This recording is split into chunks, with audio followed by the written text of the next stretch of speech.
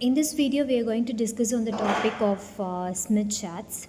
So, as we all know, Smith chart is generally used as a graphical representation tool, and this graphical representation was initially developed by Philip H. Smith.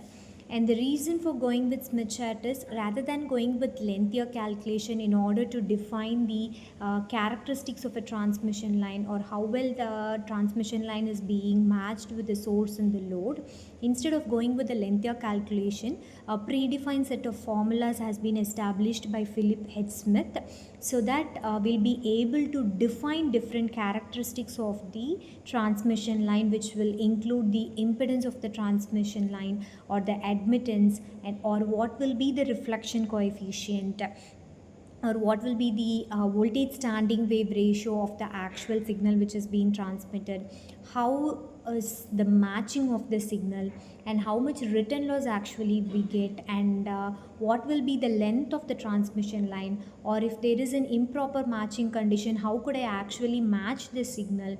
So what type of matching would be best for what type of information which is being transmitted, everything can be determined just by using the graphical representation, which is the Smith chart. Okay, so a Smith chart is again telling it is a graphical representation tool which will represent the complex reflection coefficient.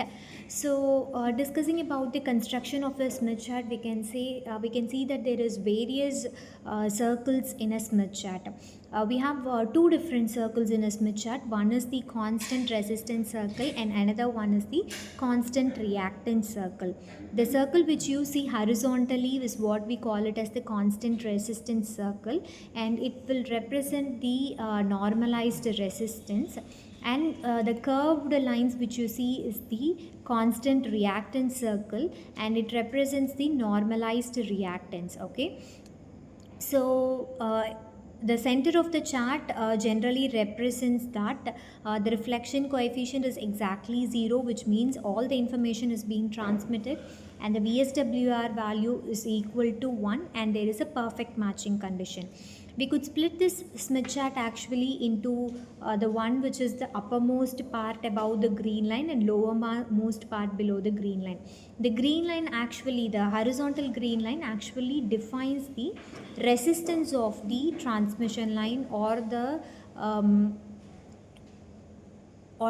any kind of signal that you're going to transmit. Okay, so the center line, if your characteristic impedance actually resides only in the middle line, which means it is a purely resistive type of load. Okay, but if it lies on the topmost uppermost region of the circle, you can call it as the reactance is actually inductive.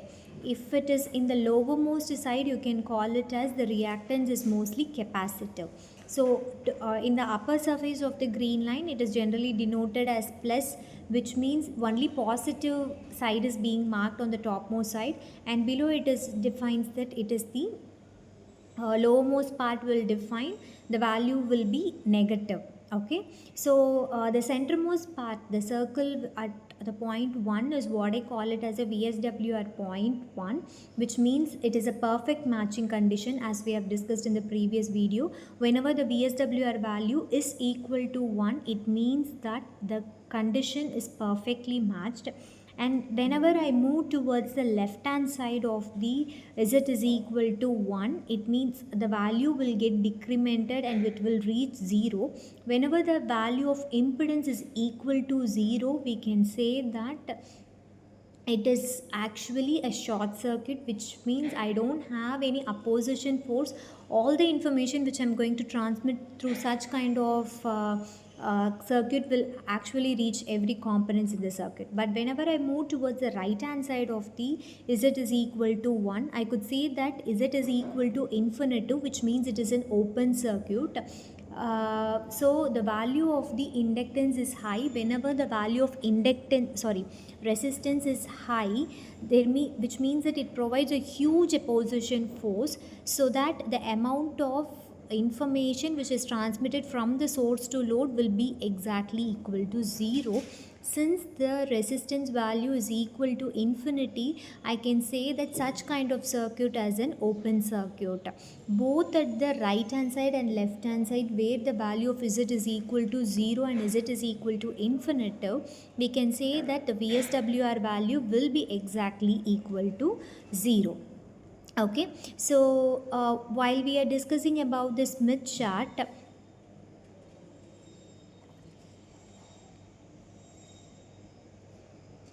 we could see that whenever the curve which is in the topmost point is what we call it as the wavelength towards the generator, and the innermost line, the blue color line, actually defines the value of the reflection coefficient phase angle, which will define the phase angle of the reflection coefficient. So that's all about this video. We'll discuss in depth about how does a Smith chart is used to define the characteristic impedance VSWR in the upcoming videos.